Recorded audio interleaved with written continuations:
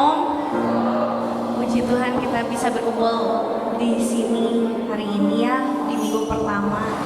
Kita mau mengawalinya dengan ucapan syukur, menaikkan syukur.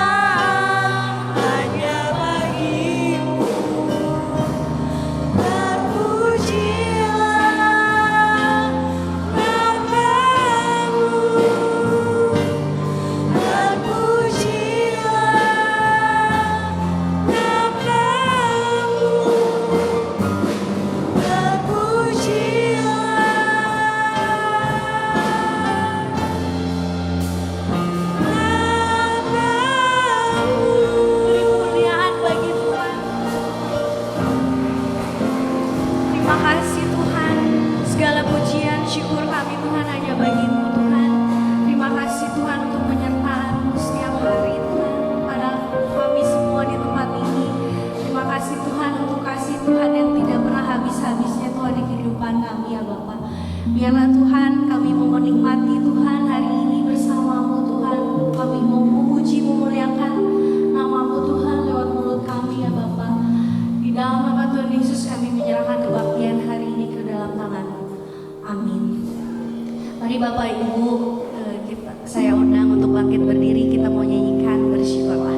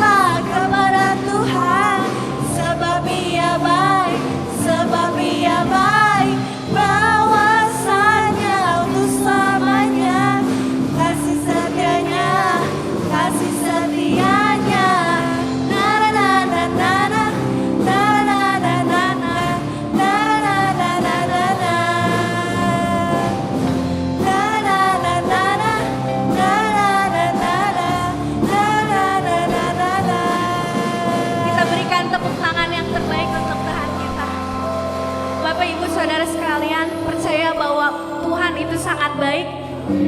Bilang ke kanan kirinya, Tuhan kita sungguh luar biasa baik. Puji Tuhan, kita mau nyanyikan betapa baiknya Engkau Tuhan. Bapak Ibu Saudara sekalian boleh kembali duduk.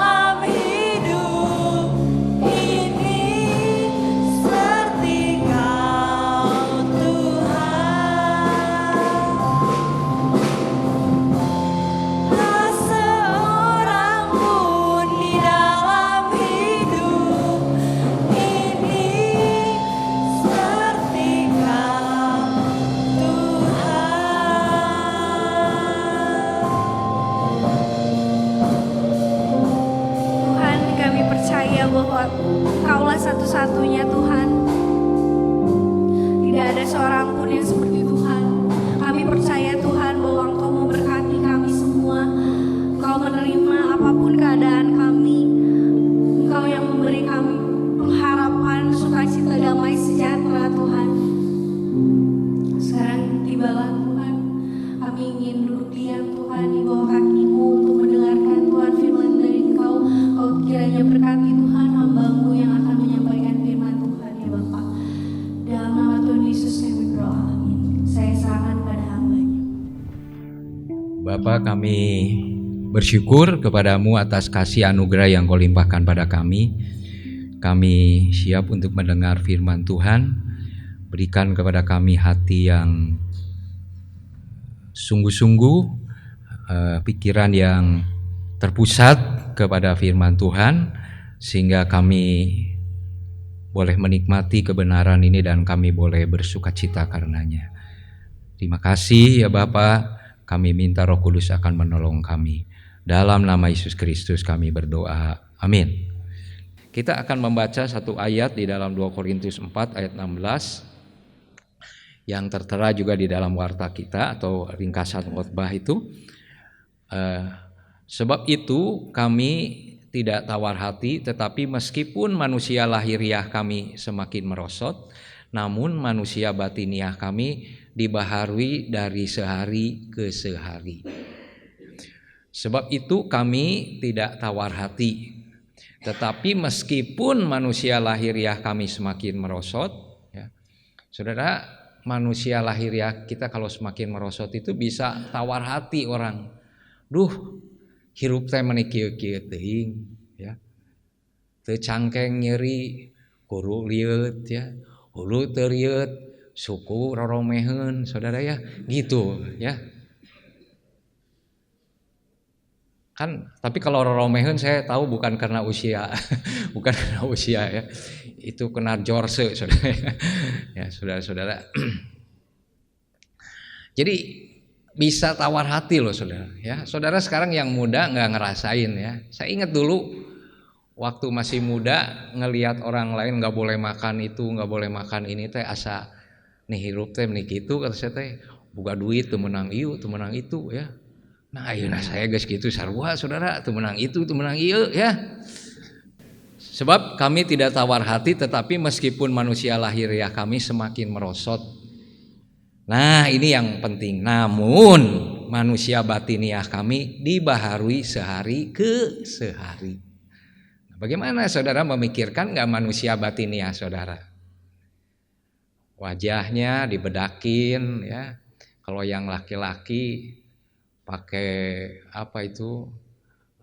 Scrub, anti scrub itu ya, yang cuci muka biar wajahnya kinclong ya, pergi ke tempat skincare ya supaya ditarik sana ditarik sini biar kenceng gitu ya, saudara-saudara, supaya ndak kelihatan tua.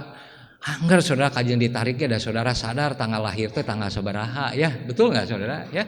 Angger bagi kolot kajian kumage ya, hanya kelihatannya teu kolot gitu, tapi kolot sebenarnya mah gitu ya.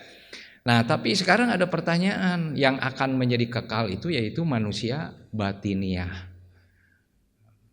Baru-baru ini saudara kembali ke tempat pemakaman hamba Tuhan kan, sama dengan kalau saya mengucapkan itu, tanah kembali kepada debu tanah, tetapi apa saudara, rohnya kembali kepada Tuhan. Ya. Jadi itu saudara, yaitu kembali ke tanah.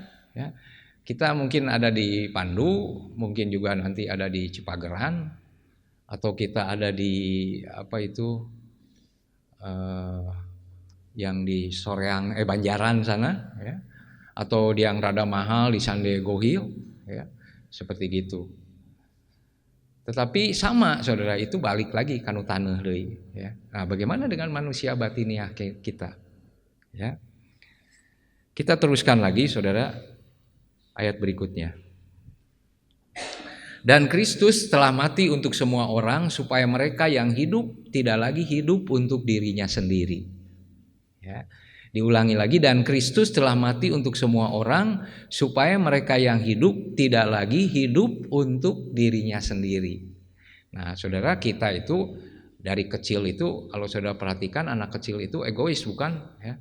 Kalau mainan itu yang saya nggak boleh dipinjam orang lain, tapi saya mau pinjam orang-orang lain, itu kira-kira begitu, saudara. Itu anak kecil.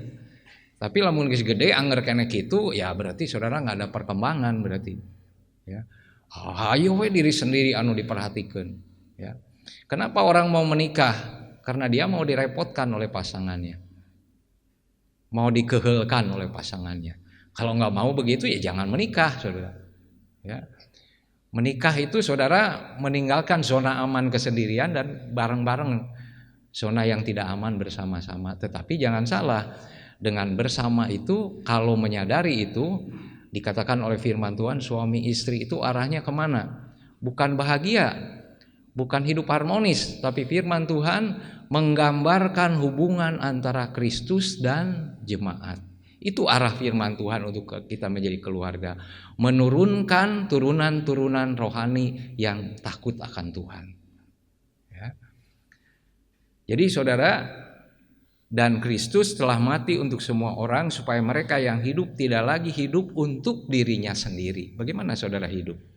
Bagaimana ketika saudara yang masih bekerja dapat gaji? Ketika saudara bagi-bagi uang gaji itu, ini untuk ini, ada nggak untuk orang lain? Ketika saudara ada aktivitas sehari-hari, ada jadwal ini, indit kadi itu, ada nggak jadwal untuk kepentingan orang lain? Ngebesuk nugering, mengabarkan Injil kepada orang yang belum percaya, family, teman, saudara, ada nggak jadwal itu? Atau semua jadwalnya kepentingan saudara semua? Nah, padahal Kristus itu mati buat kita, ya. Coba kalau saudara pikir, apa untungnya Kristus menyelamatkan kita? Kalau kita pikir-pikir sampai hari ini, saya suka mikir kita tuh ngarepotkeun, saudara, ya. Tapi kenapa dia mau mati di atas kayu salib? Ada keinginan Tuhan supaya kita hidup untuk Dia.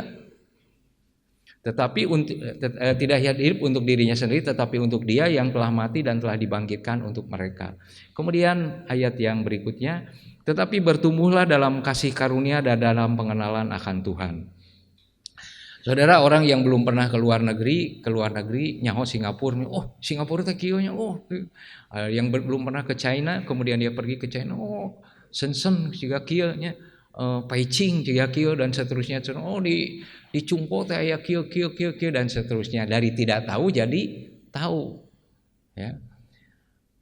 Bertumbuh pengetahuannya. Kalau saudara baca Alkitab, saudara bertumbuh pengetahuannya. Saudara, saya dulu pernah waktu mahasiswa, ya, kan di tempat kami kuliah itu campur, ya, dari berbagai suku di Indonesia ini. Ya. Kemudian waktu kami ada ibadah untuk mahasiswa angkatan baru, kami mahasiswa Kristen itu memfasilitasi mereka supaya mereka ikut ibadah. Waktu ibadah itu saya ingat, saudara, bagaimana kakak katanya cari ayat, itu dia bawa Alkitabnya tapi dia cari ayat nggak bisa, saudara. Ya. Ini carinya di mana? Ya. Nah, mungkin waktu saudara mulai membaca Alkitab itu, saudara baru menyadari bahwa tawarih teh aya di Alkitab, ya. Mungkin seperti itu. Atau geuningan aya kitab Hagai teh, oh Hagai teh naon? Alkitab itu, saudara, ya. Dulu enggak pernah baca, tahunya kitab Matius, Markus saja yang gitu, ya. Tapi kemudian saudara, kalau kita mulai membaca, pengetahuan kita itu bertumbuh. Tapi pengetahuan kita bertumbuh, kalau kita tidak bertumbuh di dalam kasih karunia, dalam pengenalan akan Tuhan, maka pengetahuan kita itu bisa membuat kita jadi sombong. Ya, pengetahuan itu bisa jadi kita sombong. Ya tadi contohnya, batur can ka luar negeri, urang geus ka luar negeri, urang teh ngomong, "Oh, sia." Ngomong teh paling tarik, deui saudara, ya. Aing keur ka ditu, nah gitu kira-kiranya seperti gitu. Untuk gitu sia, gitu seperti gitu. Nah, saudara-saudara bisa jadi sombong, termasuk mengetahui Alkitab juga. Ya. Nah, kalau mengenal Tuhan, saudara, kalau orang mengenal Tuhan, bertumbuh dalam pengenalan akan Tuhan, dia tambah rendah hati.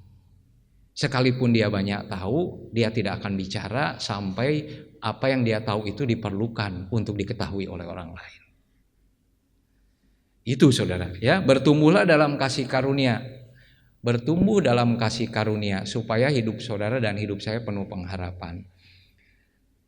Kemudian pengenalan akan Tuhan dan juru selamat kita Yesus Kristus, baginya kemuliaan sekarang dan sampai selama-lamanya. Teruskan lagi saudara, kita lihat di ini, kedewasaan rohani tidak diperoleh secara instan. Kalau Pak Leri mengistilahkan kemarin ini, tidak ada mukjizat untuk pertumbuhan rohani. Jadi ada orang saudara didoakan bertumbuh secara rohani, tahu-tahu jadi langsung aja dewasa secara rohani, nggak ada. Ya. Yesus juga belajar saudara, ya. Sebagai seorang anak keturunan Yahudi, dia belajar, dididik sampai waktu 12 tahun itu dia bisa berbicara dengan ahli-ahli Taurat itu, sampai orang ahli Taurat berkata, dari mana pengetahuan anak ini? Ya belajarlah, ya. Pengetahuan itu dari belajar, ya. Ya, tidak ada mukjizat tapi proses. Untuk bisa bertumbuh secara rohani kita harus bersedia dibentuk, sabar dan tekun. Bisa gagal gitu, tapi mun gagal entong putus asa saudara, bangun lagi, terusin lagi, ya. Sabar gitu ya, iraha itu ya, iraha saya teh bisa berubah ya ke diri sendiri gitu saudara ya. Seringkali kita ngomong itu ke orang lain kan, iraha saya tak berubah, saudarana teu berubah-ubah saudara ya. Tapi ini mah saya, kapan Tuhan, saya teh ngerasa banyak kelemahan, saya pengen berubah Tuhan. Berusaha gagal lagi saudara. Nah, itu harus tekun ya. Karena semua orang-orang yang beriman di Alkitab juga ada kegagalannya, dan kita perlu tahu itu hanya Yesus yang tidak pernah gagal. Ya. Proses kedewasaan rohani sepanjang umur hidup kita sejak kita menjadi orang percaya. Ya. Di Yohanes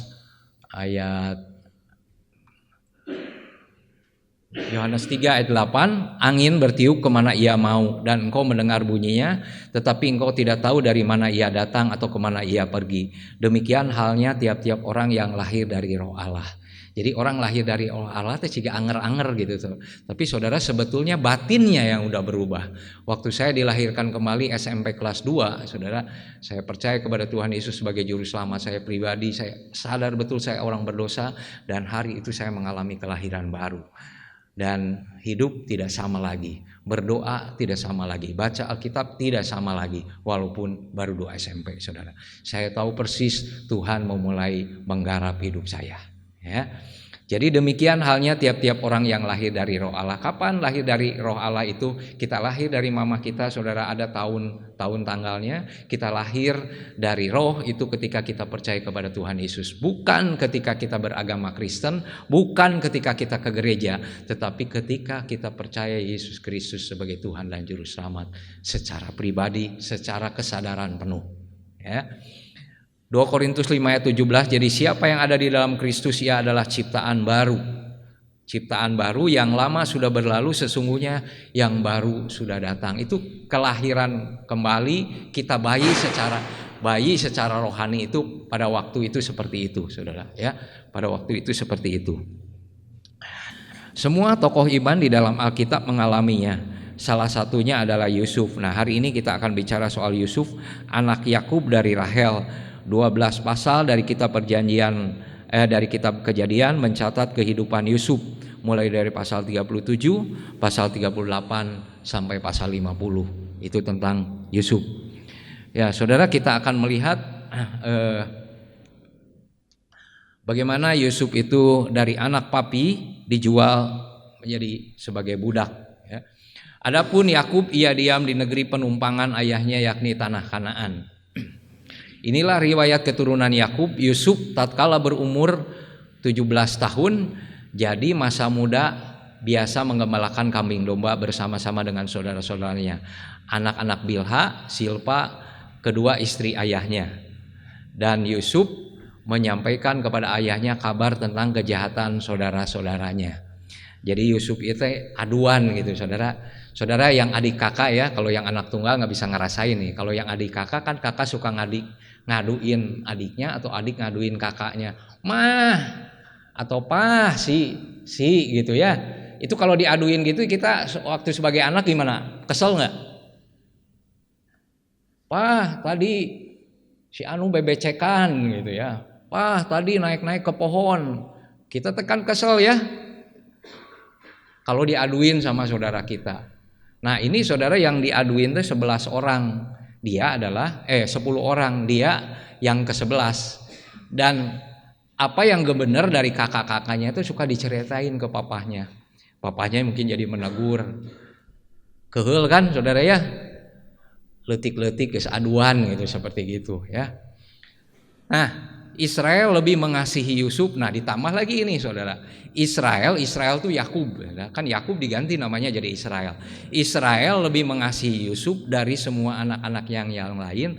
Sebab Yusuf itulah anak yang lahir pada masa tuanya. Jadi si Yusuf teh anak tapi juga incu gitu saudara ya. Aduh ini resep nih leutik kan ya. Yang baru-baru punya cucu kan resep ya gitu seperti gitu saudara ya.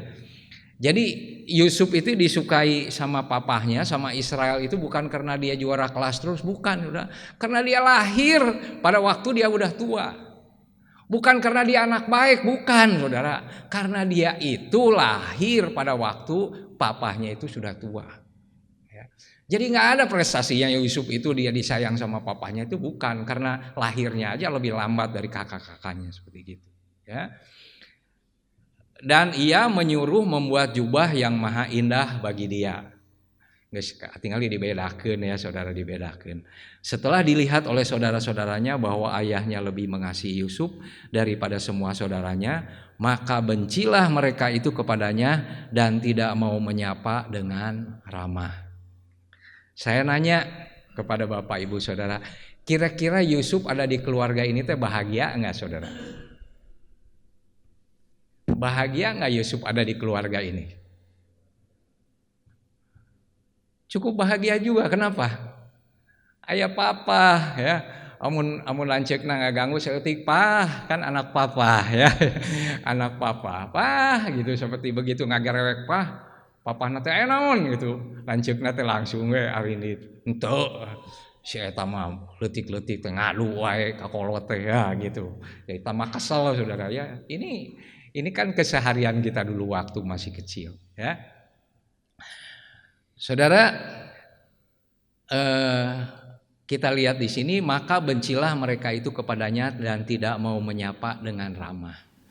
Saudara lihat proses ini ya, proses ini. Yakub sekali lagi bukan berasal dari keluarga yang harmonis, indah, bagus. Pertama Yakub punya istri berapa saudara? Istrinya Yakub berapa?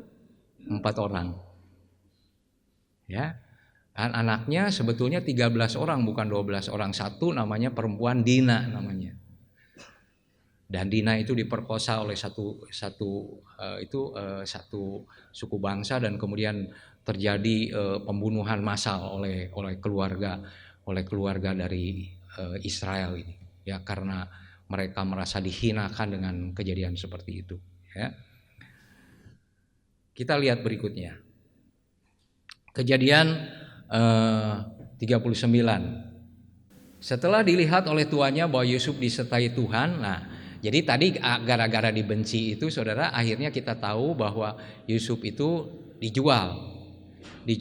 Setelah dijual kepada orang Ismail kemudian menjual lagi kepada Potifar. Waktu dijual kepada Potifar itu sebagai budak belian. Jadi kalau kita dengar sekarang human trafficking, nah ini pada waktu zaman itu seperti itu, penjualan manusia dijual saudara ya, dari satu tempat ke tempat yang lain, tidak ada harganya, dijual seperti itu. Dan dia kemudian dijual kepada Potifar itu salah satu pejabat yang mengabdi di Mesir ya kepada Firaun. Dan kita lihat di sini setelah dilihat oleh tuannya, nah Yusuf itu sekarang ada di rumah Potifar sebagai budak belian, ya, bukan lagi sebagai anak papi. Tak ada lagi papi di sana, ya. Dia nggak bisa lagi manggil pi, nggak bisa lagi, nggak ada siapapun di sana. Dia hanya seorang diri. Ya. Setelah dilihat oleh tuannya bahwa Yusuf disertai Tuhan dan bahwa Tuhan membuat berhasil segala sesuatu yang dikerjakannya. Saudara, yang mengatakan berhasil itu adalah tuannya, yaitu Potifar. Jadi Yusuf itu tidak membanggakan diri dia berhasil, tapi majikannya tuh lihat kalau dia suruh apa sama Yusuf ini berhasil dengan baik dikerjakan. Ya. Jadi berhasil secara umum, saudara ya. Maka Yusuf mendapat kasih dari tuannya, itu udah pasti ya. Kalau kita kerja di satu tempat, kita tuh kepake ya, amun naon-naon bisa berhasil kan, majikan kita jadi sayang sama kita, itu umum ya. Dan ia boleh melayani dia, jadi ketemu secara pribadi. Kepada Yusuf diberikannya kuasa atas rumahnya dan segala miliknya diserahkannya kepada kekuasaan Yusuf. Jadi Yusuf ini jadi orang kedua di rumah itu dan dia punya kekuasaan sampai seluruh rumahnya. Perhatikan ini, sejak Potifar memberikan kuasa dalam rumahnya dan atas segala miliknya kepada Yusuf, Tuhan memberkati rumah orang Mesir itu karena Yusuf. Saudara perhatikan, Potifar bukan orang percaya, Yusuf orang percaya, dan dikatakan oleh firman Tuhan disertai oleh Tuhan. Disertai oleh Tuhan bukan berarti saudara tidak akan mengalami kesulitan. Tanamkan baik-baik. Kalau saudara disertai Tuhan bukan berarti saudara tidak akan mengalami masalah. Saudara bisa perhatikan Yusuf. Masalah itu akan memproses hidup kita, menjadikan hidup kita lebih dewasa di dalam Tuhan. Dan sekali lagi di sini, sejak ia memberikan kuasa dalam rumahnya atas segala miliknya kepada Yusuf, Tuhan memberkati orang Mesir itu karena Yusuf. Jadi saudara lihat, kalau saudara kerja di satu perusahaan itu jadi maju, jangan-jangan karena saudara kerja di situ. Ya, saya nggak tahu kalau ini jelas ditulis seperti itu. Jangan sampai saudara bergabung di satu perusahaan dan kemudian orang berkesimpulan seperti gini, sanggeus si eta gawe di dieu mah jadi kacau perusahaan teh. Nah, berarti kita harus memeriksa diri kita kalau keadaan seperti itu. Kalau ini sejak diserahkan kepada Yusuf itu, saudara, Potifar ini diberkati ya. Sehingga berkat Tuhan atas segala miliknya, baik yang di rumah maupun yang di ladang. Ada berkat di rumah, ada berkat di ladang. Kenapa? Karena ada Yusuf di rumah itu ya. Bagaimana Bapak Ibu, anak-anak yang ada di rumah tangga? Apakah kita ada di rumah tangga ini seperti itu? Karena ada saya di keluarga ini, Tuhan memberkati keluarga ini. Sekalipun papa mama saya belum percaya, tetapi karena Tuhan yang memberkati kami ya. Segala miliknya diserahkan kepada kekuasaan Yusuf, dan dengan bantuan Yusuf dia tidak usah lagi mengatur apapun selain daripada makanannya sendiri. Ya, dia hayang naon teh diatur ku Yusuf ya. Jadi hayang kotie cek Yusuf teh ulah kotie mending oleh capcay ya. Mana mah Yusuf ulah ngatur-ngatur dahareun urang ya. Seperti gitu kira-kira ya. Jadi makanan diatur sendiri ya. Kita teruskan lagi saudara. Jadi Yusuf dikatakan disertai oleh Tuhan. Bukan berarti orang disertai oleh Tuhan gak ada masalah. Yesus waktu ada di dunia itu disertai dengan kuasa Roh Kudus, disertai oleh Bapaknya. Setiap hari dia mengalami tantangan. Waktu mengajar, waktu dia ada di danau, pernah diserang badai 2 kali paling tidak di Alkitab, dihina-hina, mau dilemparin batu, padahal dia disertai oleh Bapaknya. Jadi saudara tanamkan di dalam hati kita, kalau kita pengen dewasa di dalam iman, bahwa masalah itu untuk melatih kita, untuk membuat kita lebih dewasa. Saudara, kenapa anak kita disekolahkan? Kenapa nggak dia dibiarkan saja di rumah? Karunya dibere PR, karunya kayak kudu olahraga, kudu kudang isuk, nggak saya di imah mah ngeunah bisa sangeunahna terus. Ada kudang yang sebelah teu mau dibere PR mau naon, isuk-isuk naon edek meuli es krim menang seterusnya dan seterusnya. Kenapa saudara menyekolahkan anak? Kenapa kalau dia nggak sekolah saudara marahin? Karena supaya dia siap untuk menghadap kehidupan dari satu sisi, yaitu dia bisa kelak bisa bekerja, menghasilkan nafkahnya sendiri. Seperti itu contohnya. Dia bisa mandiri dan kemudian kita juga memberi tanggung jawab kepada dia.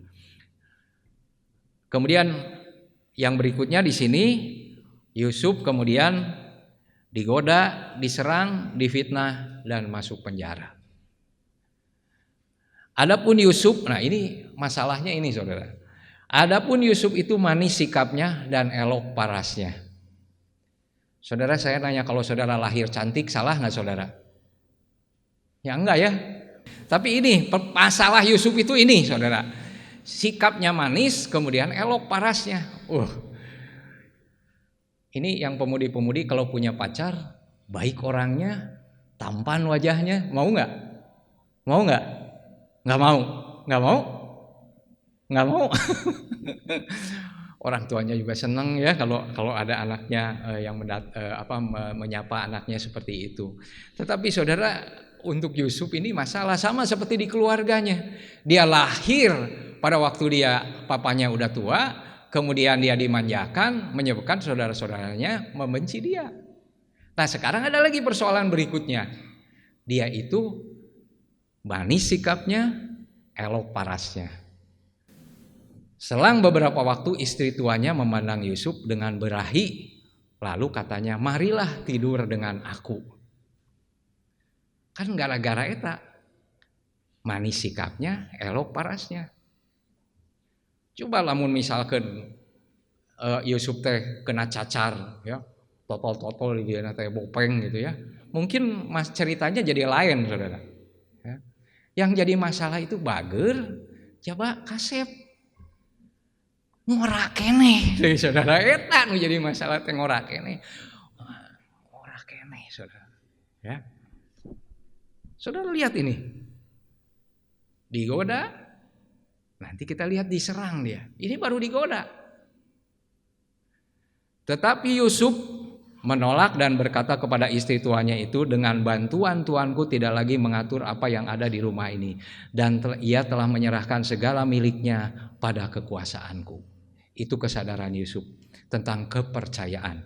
Saudara omat ya, saudara-saudara yang di perusahaan dipercaya pegang duit, bagian penagihan, bagian yang membuat bisa saudara melakukan kekeliruan, saya ingin ngomong kepada saudara.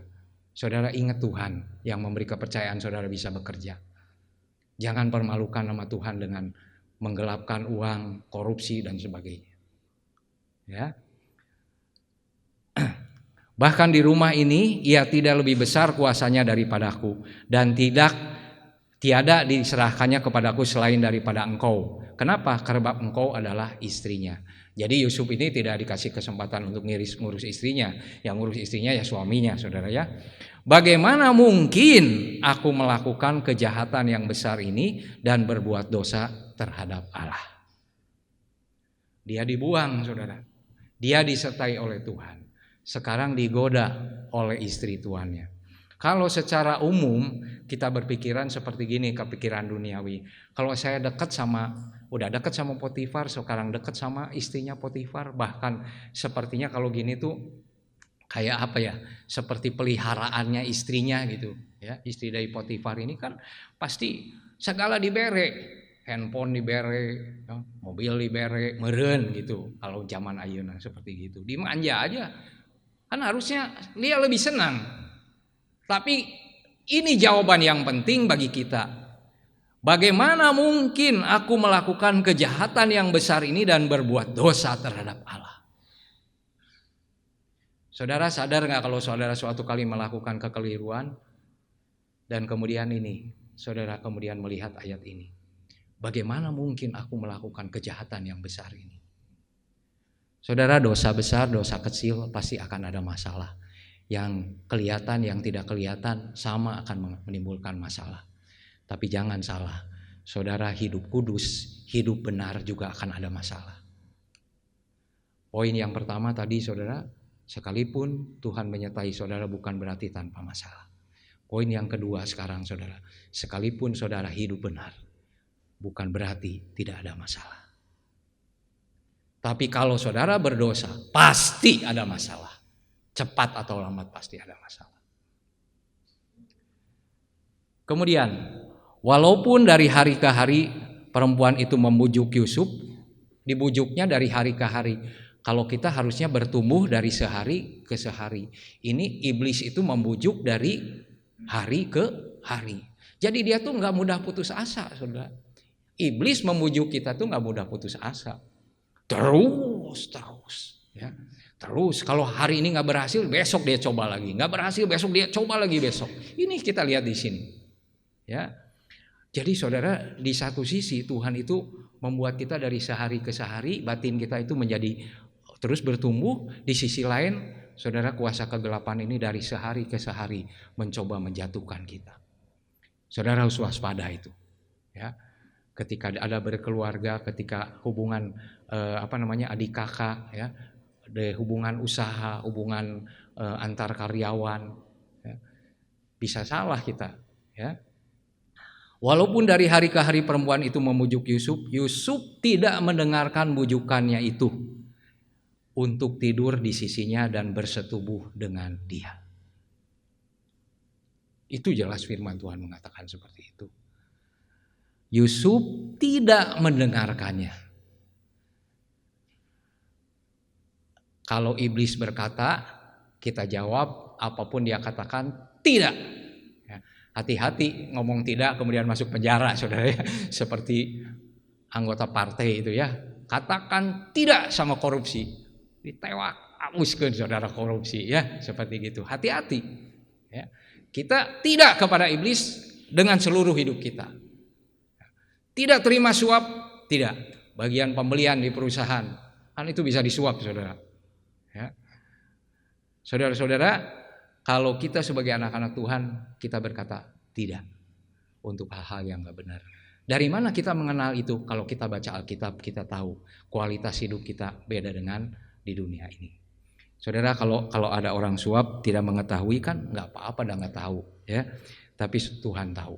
Yusuf ini tidak berkata, papa mama nggak ada, saudara-saudara juga nggak ada, oh nu ningali, ya biarin aja. Tapi dia tahu Tuhan lihat dia, ya. Teruskan lagi, saudara. 39 ayat 11. Pada suatu hari masuklah Yusuf ke dalam rumah itu untuk melakukan pekerjaannya, sedang seisi rumah itu seorang pun tidak ada di rumah. Jadi biasanya di imah teh loba nu gawe gitunya, aya nu ngabenerkeun hordeng, aya nu ngepel, ya, aya nu keur nyedot debu, saudara. Hari itu teh jempling we, saudara. Ya kalau saya baca ayat berikutnya, saya tahu ini pasti direkayasa sama Nyonya Potifar, ya. Lalu perempuan itu memegang baju Yusuf, tuh kan gitu, ya. Kan sehingga ada seorang pun di rumah itu. Lalu perempuan itu memegang baju Yusuf sambil berkata, marilah tidur dengan aku. Godaannya tetap sama itu juga, saudara, ya. Tetapi Yusuf meninggalkan bajunya di tangan perempuan itu dan lari keluar. Lari keluar. Jangan lari mendekat, saudara. Kalau lari mendekat, ya terjadilah sesuatu yang gak benar. Tapi Yusuf ini lari keluar, kata firman Tuhan. Betul gak tindakan Yusuf itu? Saudara, betul gak? Kalau saudara punya anak laki-laki digoda sama tante-tante di dalam pekerjaannya, dia lari keluar, betul gak tindakan itu, saudara? Betul, ya? Saudara setuju dengan tindakan anak saudara. Tapi kita lihat lagi serial berikutnya. Ternyata saudara nyilakakeun kalau secara umum jadi menderita. Kita terus. Lalu dipanggilnya seisi rumah itu, lalu katanya kepada mereka, lihat, dibawanya kemari seorang Ibrani supaya orang ini dapat mempermainkan kita. Orang ini mendekati aku untuk tidur dengan aku, tetapi aku berteriak dengan suara keras. Waktu itu teh nggak ada apa, saudara? Waktu itu belum ada apa? Belum ada CCTV, ya. Di Jakarta sana CCTV-nya ada, di cokotan KB dirusak, saudara. Di Jakarta gitu. Iya man, can aya CCTV. Jadi bebas we si tante teh tah carita kumaha manehna we, saudara, manehna senang. Da gitu di dunia ini, saudara. Saudara digoda untuk tidak benar, saudara tetap lurus benar, mereka tidak akan berhenti. Mereka akan berusaha mencelakakan saudara. Mun di pagawean mah mun bisa si eta supaya dikaluarkeun. Caranya apa? Difitnah. Dia hidup benar, berusaha benar, dia menghormati martabat majikannya. Bahkan dia menghormati Tuhan yang dia sembah. Tetapi berikutnya apa saudara? Ketika dia diserang, dia lari. Akhirnya apa? Masuk penjara. Masuk penjaranya saudara, masuk penjaranya itu tidak diadili. Kalau orang masuk penjara tidak diadili, apa yang akan terjadi? Nggak jelas berapa lama di penjaranya. Kan kalau udah diketrok sama hakim 3 tahun penjara, 1,5 tahun penjara, kan dia tinggal ngitung seberapa bulan lagi saya bebas. Kalau dimasukkan seperti Yusuf ini nggak jelas kapan dia keluarnya, karena nggak diadili. Saudara, orang Kristen seringkali mendapatkan perlakuan yang tidak adil. Salah satunya dalam hal ibadah. Tetapi saudara, orang Kristen tidak berhenti karena diperlakukan tidak adil. Dia tidak mendoakan orang yang melakukan tidak adil itu supaya mengalami kecelakaan. Tetapi orang-orang Kristen berdoa supaya mereka pada akhirnya percaya kepada Tuhan Yesus. Ya. Kita teruskan 39:21. Tetapi Tuhan menyertai Yusuf dan melimpahkan kasih setianya kepadanya. Saudara perhatikan, tetapi Tuhan menyertai Yusuf dan melimpahkan kasih setianya, huruf besar, kepadanya dan membuat Yusuf kesayangan bagi kepala penjara itu. Kalau orang ada bilang begini, emas mah tetap emas kayak jadi mana-mana ge. Edek di jejak oge tetap emas. Mau dia kalau dia berlian, diinjak-injak tetap berlian, saudara. Ya. Kalau hidup kita benar di hadapan Tuhan, dimanapun kita, bahkan bahasanya seperti Yusuf ini di dalam penjara, saudara, dia juga menjadi kesayangan dari kepala penjara itu. Sebab itu kepala penjara mempercayakan semua dalam tahanan penjara itu kepada Yusuf, dan segala pekerjaan yang harus dilakukan di situ dialah yang mengurusnya. Salah satu saudara, satu catatan baik dari Yusuf itu adalah kinerja yang baik. Waktu dia kerja di Potifar, walaupun majikannya bukan orang percaya, dia kerja dengan baik. Sekarang dia kerja di penjara, menjadi asisten, menjadi ajudannya kepala penjara, dia juga kerja dengan baik. Saudara, kata firman Tuhan, kalau kita kerja, jangan lihat majikan kita, tapi lihat Tuhan yang menyebabkan kita bisa punya kerjaan itu. Kalau saudara lihat majikan, ayat majikan anu kopet pisan, ya, anu ngarti gawe ka urang ngagawekeun tapi teu ngarti kanu gaji, ada saudara. Ya. Ada kan yang seperti itu. Ya. Tetapi saudara jangan jadi bahan omelan. Ya. Saudara ini nggak percaya, mereka Yusuf ini majikannya bukan orang percaya, bahkan melakukan kezoliman kepada Yusuf ini. Tapi Yusuf tidak mempermasalahkan itu, saudara. Kemudian dia berdoa kepada Tuhan, Tuhan biarlah harta dari Potifar ini dibeakeun Tuhan, sing aya gempa bumi. Nah, seperti gitu. Yusuf nggak pernah melakukan itu, saudara. Dia diperlakukan tidak adil. Dia tidak ada perlawanan. Bukan dia berarti tidak bisa melawan, tapi dia tahu ada Tuhan yang menyertai hidup. Ini bagian dari untuk mendidik orang dalam kedewasaan rohani. Saudara, kita senang diperlakukan adil. Tapi kalau suatu kali saudara bersikap benar ketika diperlakukan tidak adil seperti Yesus. Yesus mati di atas kayu salib bagi dosa-dosa kita. Bukan bagi saudara yang dan saya yang berdosa. Bahkan Yesus mati bagi orang-orang yang menyalibkan dia. Adil nggak? Nggak adil. Tapi kenapa Tuhan mau melakukan itu? Karena nunggu manusia adil nggak mungkin. Nggak mungkin manusia bisa menebus kesalahannya kecuali Yesus Kristus mati di atas kayu salib. Rasul Paulus mengatakan kepada jemaat di Korintus, kenapa kamu nggak lebih suka diperlakukan tidak adil? Kenapa kamu tidak lebih suka diperlakukan atau bersedia dirugikan? Ya. Banyak orang Kristen, saudara, yang bukan dirugikan malah merugikan.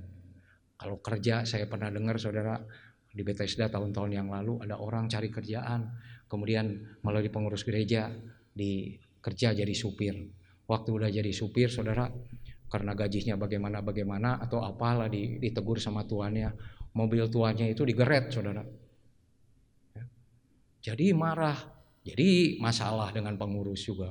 Kunaon cenah eta diabuskeun gawe. Marusak mobil saya. Tuh, gitu Saudara. Ya.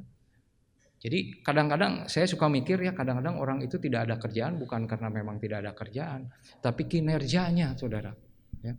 Kinerjanya nggak jelas. Ya. Kemudian, dan kepala penjara tidak mencampuri segala yang dipercayakan kepada Yusuf karena Tuhan menyertai dia dan apa yang dikerjakan dibuat Tuhan berhasil. Waktu dia ada di keluarga Potifar, Potifar lihat bahwa apa yang dikerjakan oleh Yusuf ini berhasil. Sekarang kepala penjara melihat seperti itu. Saudara, keberhasilan kita salah satunya adalah berhasil mengatasi emosi kita, berhasil mengatasi tantangan ketidakjujuran. Walau kita butuh duit, tetap kita jujur. Itu kan berhasil juga. Bukan berhasil hanya satu mobil jadi dua mobil, dua mobil jadi dua mobil. Saudara, saya pikir kesaksian itu carilah di agama yang lain juga ada. Ya. Mau di agama Islam, agama Buddha, agama Hindu, banyak orang yang seperti itu, dari hanya punya roda sekarang jadi konglomerat. Kemarin ini saya dengar Saudara ada preman di mana itu di stasiun ya. Di masa mudanya dia jadi preman, sekarang jadi pengusaha besar. Ya, bahkan menolong orang-orang. Tapi tetap dia agamanya bukan Kristen. Jadi kalau kita cerita keberhasilan dari sisi aset, dari sisi keberhasilan secara jasmani, cerita di tempat lain banyak seperti itu. Tetapi keberhasilan untuk taat kepada Tuhan nggak ada di sana kecuali dari orang-orang yang bertumbuh dari kasih karunia dan bertumbuh pengenalan akan Tuhan. Teruskan lagi. Kejadian 40 ayat 12, 40. Nah, kita lihat akhirnya Yusuf dipenjara dan kemudian sekian lama Saudara Yusuf itu dipenjara, kalau nggak salah 2 tahun ya.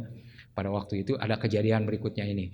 Beginilah arti mimpi itu, ketiga cabang itu artinya 3 hari. Ini saya loncat ceritanya. Jadi waktu Yusuf di penjara, kemudian ada 2 pegawai raja, juru minuman dan juru roti.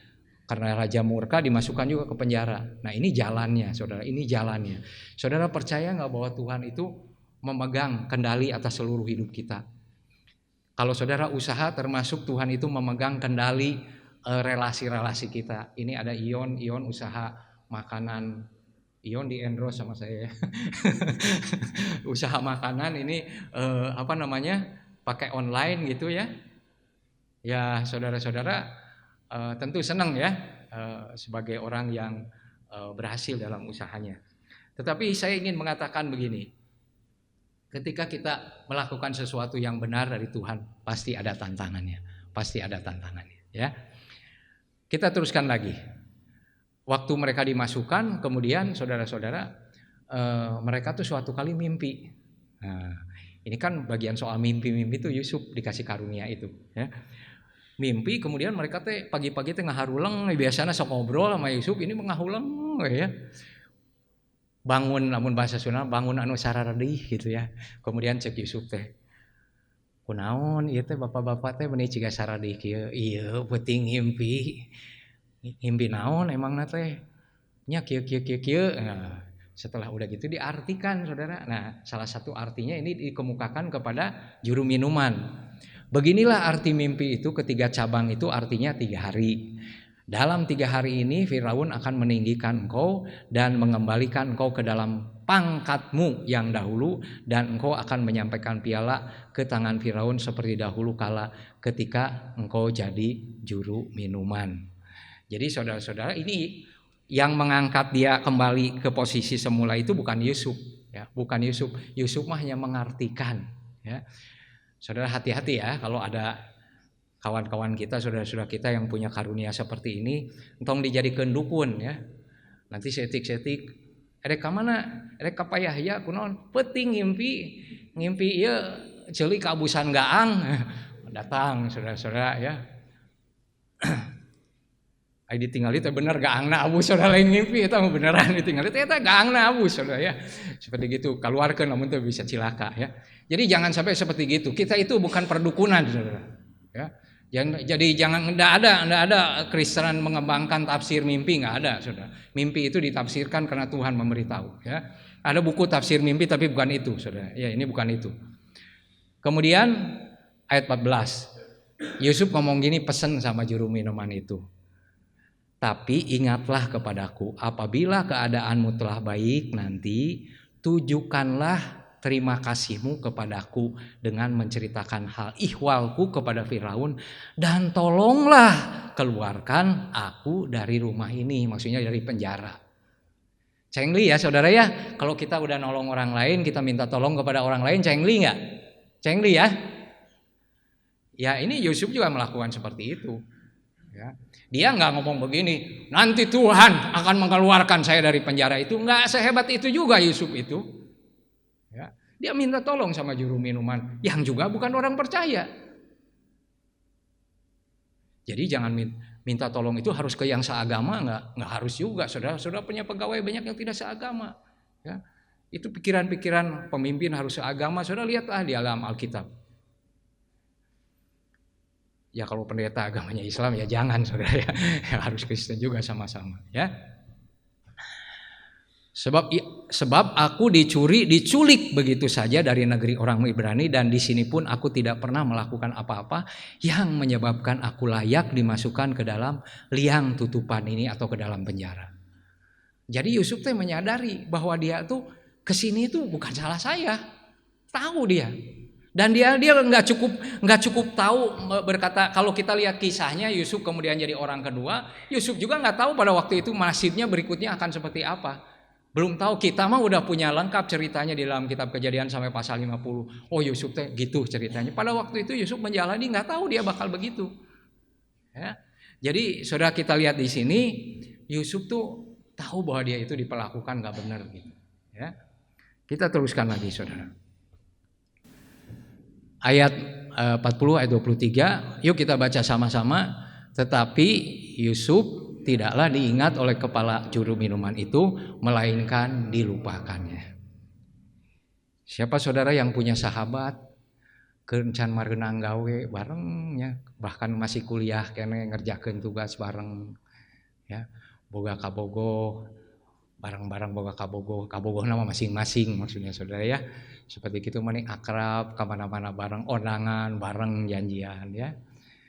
Tapi giliran kasusah, saudara, saya ingin ngasih tahu nih, ya, giliran saudara susah, hese neangan babaturan teh hese.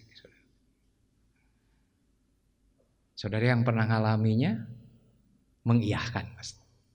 Kalau kita maju, usaha kita luar biasa, pegawai bank rabeng, Pak mau kredit, ya. Babaturan teh tiditu inget tuh saya teh lamun disebut nate ka saya teh kamu teh nyebutna kiumeh ka saya teh ya. Ada yang nyebut ensoh ka saya teh ensoh ya. Saya teh sepupu kamu tuh, engkong kamu waktu gini. Tah itu saya teh anak si itu. Nah, waktu kita maju loba nu ngaku dulur saudara. Ya. Tapi lamun keur susah, pegawai bank urang nu nyampeurkeun, lain pegawai bank nu nyampeurkeun ka urang nyampeurkeun ka pegawai bank. Ada kredit teh teu gede. Waktu itu miliar ayeuna mah kredit 10 juta. Budak keur di rumah sakit karunya moal dibere. Jadi lebih baik datang kepada siapa? Tuhan Yesus. Kalau saudara udah berulang-ulang dikecewakan di dunia ini, jangan diulang. Datanglah kepada Yesus. Ya. Yusuf dan juru minuman itu sama-sama di penjara, sama susahnya, sama di penjara. Keur barang-barang susah mah kompak. Begitu satu geus senang, nu senang ieu jadi poho, geus biasa saudara. Ieu aya catatan di Alkitab. Tapi saya suka denger nih di pergaulan, si eta teu inget baheula. Inget keur manehna can boga gawe. Ka urang teh nanyakeun aya gawe eueuh ya. Ku urang teh dikenalkeun ka dieu, kenalkeun ka ditu sampai gawe. Ayeuna mah manehna geus maju poho ka urang. Urang anggar gawe keneh manehna geus jadi bos. Urang minta tulung oge teu ditulungan. Katimu we hese. Ya, itu saudara ya. Jadi Yusuf ini dilupakan. Tapi saudara ini proses untuk kita. Kalau kita dilupakan oleh manusia supaya kita ingat Tuhan. Kalau dini nyeri ke orang, supaya kita ingat Tuhan. Kalau dokter nggak bisa tolong, supaya kita ingat Tuhan. Gitu saudara. Ya, Yusuf ini dilupakan. 2 tahun berselang, kita teruskan lagi saudara. Setelah lewat 2 tahun lamanya, bermimpilah Firaun bahwa ia berdiri di tepi sungai Nil. Nah, kemarin ini yang mimpi juru minuman dan juru roti. Sekarang giliran Firaun mimpi, udah 2 tahun mimpi. Kenapa dia mimpi? Ya itu jalan Tuhan. Jalan Tuhan itu luar biasa saudara. Tuhan tidak pernah gagal. Kita suka gagal mengikuti Tuhan, tapi Tuhan tidak pernah gagal. Jadi apa yang dimimpikan Yusuf pada waktu dia keluarganya bahwa dia akan menjadi memimpin seluruh keluarganya itu sedang digenapi ini. Sedang digenapi. Sekarang Firaun yang mimpi, waktu mimpi itu kemudian kan juru minuman dekat sama ngahuleng dia ge. Itu mimpinan aneh ya, soal sapi yang gendut sama sapi yang kurus seperti gitu.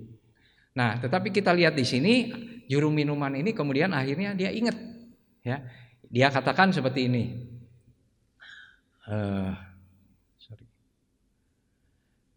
Ketika juru minuman ini dengar mimpinya Firaun itu, saudara, kemudian dia berkata, aduh saya salah. Waktu itu tadi si Yusuf itu pesen supaya dia tuh dikeluarkan dari situ. Udah 2 tahun saudara. Kabayang tuh pohon 2 tahun. Ya sudah ya. Kalau kita janji sesuatu mungkin tilu 4 poin. Aduh poho gitu ya. 2 tahun mah apa? Dilupakan. Jadi bukan lupa saudara. Dilupakan beda kan ya. Dilupakan dengan lupa itu beda ya. Dilupakan ya. Tapi pada waktu itu bagaimana Tuhan mengatur itu supaya kemudian Yusuf itu dikeluarkan, mimpi Firaun. Dan kemudian pada waktu mimpi saudara-saudara, dia ingat lagi si juru minuman itu, oh di penjara ada orang Ibrani yang bisa mengartikan mimpi. Dan kemudian akhirnya Yusuf ini dikeluarkan dari penjara dan kemudian ditanya arti mimpinya dan akhirnya dia diangkat menjadi orang nomor 2 di kerajaan Mesir. Nah, saudara-saudara, cerita ini belum selesai sampai di situ ya. Bukan kisah sukses Yusuf, tapi kisah penggenapan kehendak Tuhan atas hidup Yusuf. Nah, saudara-saudara, kemudian terjadi kelimpahan 7 tahun, kelaparan 7 tahun, kemudian kurang lebih waktu 2 tahun itu keluarga Yakub dari Kanaan itu ke Mesir minta atau membeli gandum. Dan akhirnya sampai mereka sekeluarga itu bertemu semua saudara. Sekeluarga bertemu semua. Dan salah satu hal yang paling mereka takut adalah balas dendam. Saudara, saya waktu membayangkan kisah ini luar biasa ya. Yusuf dijual ke Mesir. Pada waktu Yusuf udah berhasil, keberhasilan Yusuf itu untuk memeliharakan orang-orang yang ngejual itu saudara. Diulangi sama saya ya. Yusuf dijual, dibenci. Kemudian pada waktu dia berhasil, Yusuf yang dibenci ini, Yusuf yang dijual itu, Yusuf yang tadinya mau dibunuh itu, kemudian memeliharakan hidup keluarga dari kakak-kakaknya ini. Saya ingin ngomong sama saudara, Yesus sengsara karena kita. Yesus menderita karena kita.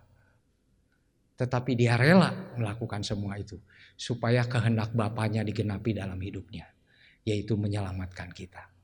Nah, Yusuf pada waktu itu saudara bersedia.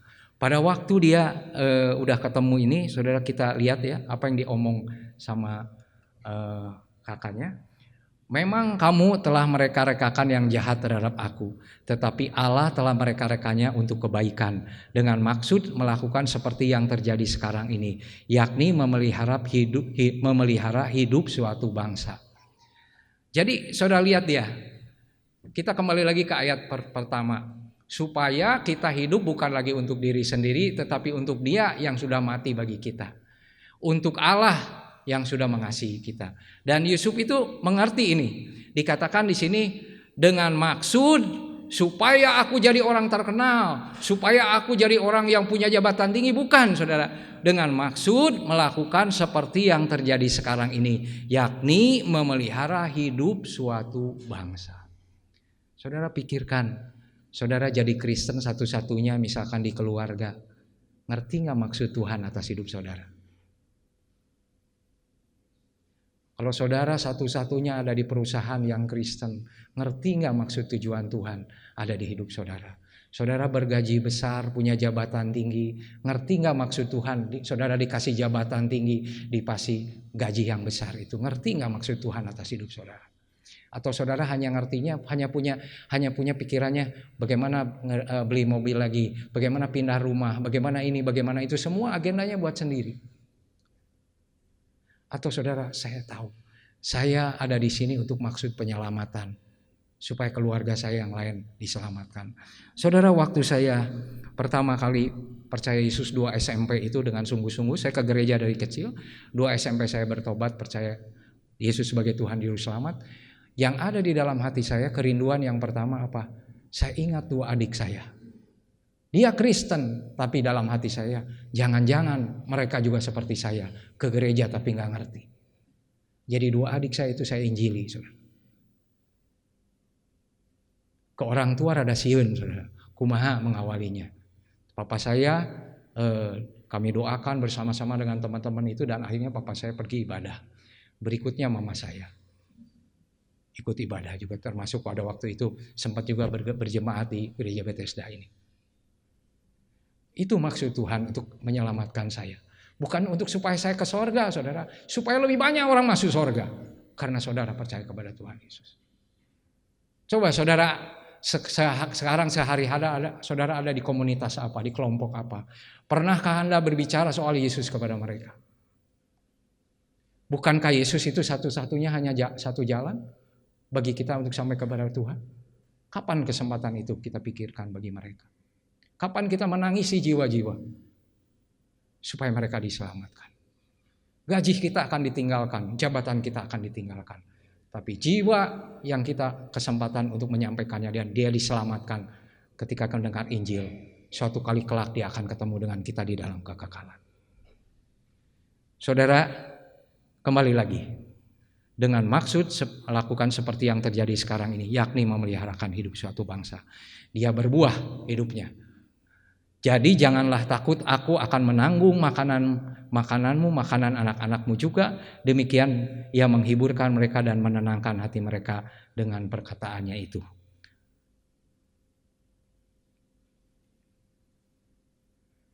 Kita lanjutkan lagi yang terakhir. Kita sama-sama baca Ibrani 12 ayat 11. Memang tiap-tiap ganjaran pada waktu diberikan tidak mendatangkan sukacita, tetapi duka cita. Tetapi kemudian ia menghasilkan buah kebenaran yang memberikan damai sejahtera kepada mereka yang dilatih olehnya. Kata-kata terakhirnya itu dilatih. Jadi kalau namanya orang latihan itu gak mungkin sekali, saudara. Ya. Kalau namanya dilatih itu berulang. Bisa gagal. Murid-murid Tuhan Yesus 3 tahun, saudara. Yudas menjual Yesus. Petrus menyangkal Yesus 3 kali sampai bersumpah. Gagal bukan? Murid-murid Tuhan Yesus yang lain ketika Yesus ditangkap bubar semua. Tetapi itu adalah proses. Berikutnya sama Tuhan Yesus setelah ia bangkit dikumpulkan lagi murid-murid itu. Yesus tidak memarahi mereka tapi tahu ini adalah proses dari pertumbuhan iman mereka. Kemudian diteguhkan lagi, bahkan dikatakan oleh firman Tuhan menghembuskan Roh Kudus. Terimalah Roh Kudus. Dan kemudian saudara kita tahu di hari Pentakosta mereka dipenuhi dengan Roh Kudus. Dan sejak hari itu saudara 11 murid ini tidak pernah menyangkal. Mereka tidak takut lagi akan maut, tidak takut lagi penjara, tidak takut lagi melarikan diri terbirit-birit seperti waktu Yesus ditangkap. Mereka sekarang seperti gurunya, siap mati bagi kerajaan Allah. Itu yang dilakukan, berbuah bagi Tuhan. Saudara, sekali lagi pertumbuhan atau kedewasaan rohani itu proses. Tidak sehari, tidak 2 kali ikut kebaktian. Sehari demi sehari, bukan seminggu sekali, tetapi setiap hari. Saudara harus menghadapi mungkin suami yang cerewet, istri yang cerewet, anak yang bandel, pembantu yang sulit diatur dan segalanya. Tetapi disitulah proses hidup kita. Saudara, kita diproses juga melalui teman-teman atau saudara-saudara seiman kita. Amin. Kita akan mempersiapkan diri untuk memasuki perjamuan kudus. Kita akan naikkan pujian salibnya, salibnya.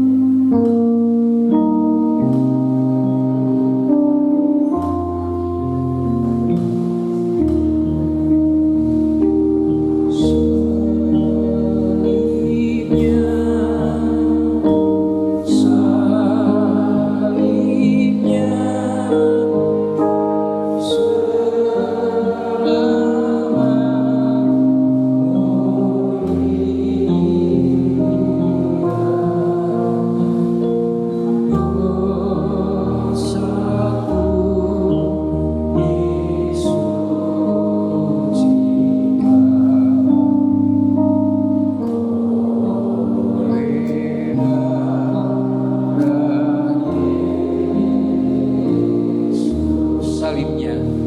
Mari rekan-rekan pengurus silakan ke depan.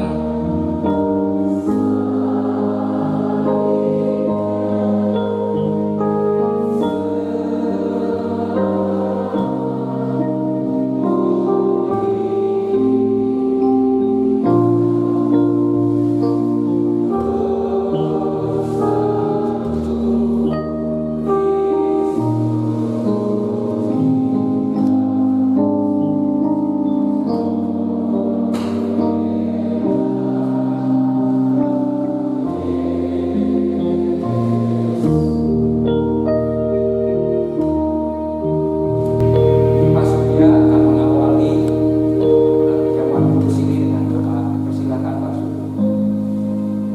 Segala puji syukur kuucapkan kepadamu ya Bapa. Terima kasih kalau pada pagi hari ini Engkau memberikan kesempatan kembali kepada kami untuk boleh masuk di dalam perjamuan suci-Mu. Sebelumnya Tuhan, sucikan hati dan pikiran kami. Dan juga Tuhan, sucikan tangan-tangan saudara kami yang melayani Engkau, agar mereka layak melayani Engkau. Dan juga Tuhan, mohon pimpinan-Mu akan kami. Biar Tuhan melalui perjamuan suci ini kami lebih mengenal Engkau, lebih mengerti Engkau. Dan juga terima kasih Tuhan akan pengorbanan-Mu di kayu salib, sehingga kami yang percaya kepada Engkau memperoleh keselamatan.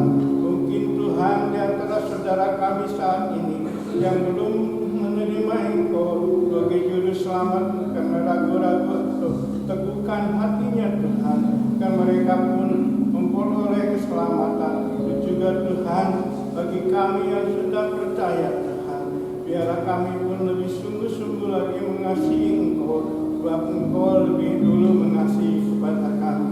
Terima kasih Tuhan, dan doa ini kami arahkan di dalam nama Yesus Kristus. Haleluya. Amin.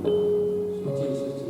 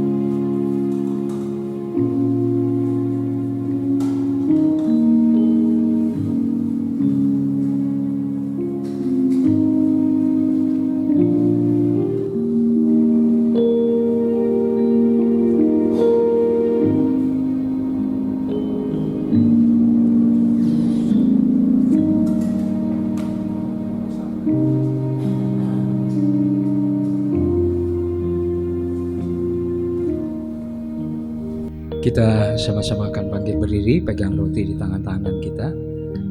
Dengarlah firman Tuhan.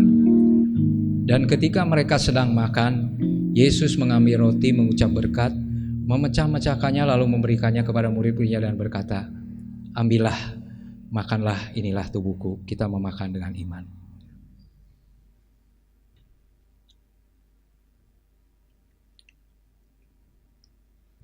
Kita pegang cawan tangan kanan kita. Sesudah itu, ia mengambil cawan, mengucap syukur lalu memberikannya kepada mereka dan berkata, "Minumlah kamu semua dari cawan ini. Sebab inilah darahku, darah perjanjian yang ditumpahkan bagi banyak orang untuk pengampunan dosa." Kita meminumnya dengan iman. Beberapa saat kita bersyukur.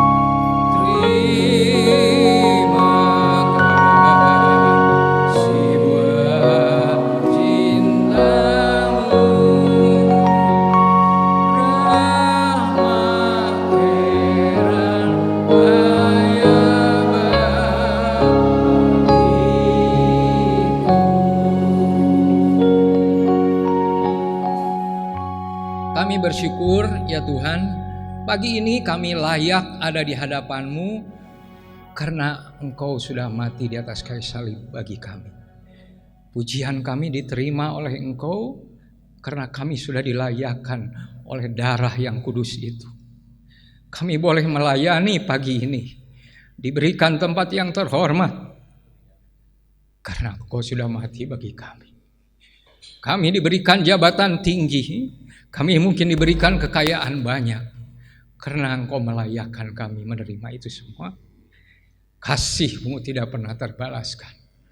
Kami diberikan segala sesuatu yang berguna agar kami hidup saleh di hadapan-Mu ya Tuhan. Kami mengucap syukur kepada-Mu. Terima kasih Tuhan, Engkau sudah memimpin ibadah ini dari awal sampai akhir. Kami percaya Engkau yang sudah menolong, berkati setiap kami, setiap jemaat, setiap saudara-saudara kami yang sudah melayani. Operator sound system OHP, demikian juga untuk operator kamera, untuk saudara-saudara kami yang bikin pujian, yang memainkan musik, hamba-Mu yang menyiapkan firman Tuhan. Semuanya Tuhan, karena anugerah-Mu. Dan saat ini dengan seluruh jemaat Tuhan kami mengucap syukur kepada-Mu. Kami berdoa juga apabila ada di antara kami yang sedang dalam kesulitan. Kami tetap berdoa kepada-Mu. Kami berseru kepada nama Yesus. Biarlah tangan yang berlubang paku itu terulur kepada kami. Kepada tubuh kami yang mungkin sakit. Kepada kesulitan yang sedang kami hadapi. Sehingga kami beroleh cara bagaimana menyelesaikan atau cara bagaimana kami melewatinya dengan kekuatan dari Tuhan. Terima kasih Tuhan, biarlah kami pulang dengan hati yang rindu untuk bertumbuh, untuk dewasa secara rohani. Biarlah kami juga boleh bersyukur kepadamu hari lewat hari yang kami akan lewati. Karena setiap hari akan ada perubahan dalam hidup kami karena Yesus Kristus. Terima kasih Tuhan, kami mengucap syukur. Bapak Ibu Saudara, kita angkat tangan kita kepada Tuhan. Terimalah berkat kasih karunia dari Bapa kita di dalam nama Yesus Kristus dan di dalam persekutuan Roh Kudus. Biarlah itu menjadi milik pusaka kita sekarang ini dan sampai selama-lamanya. Amin. Bapa terima kasih.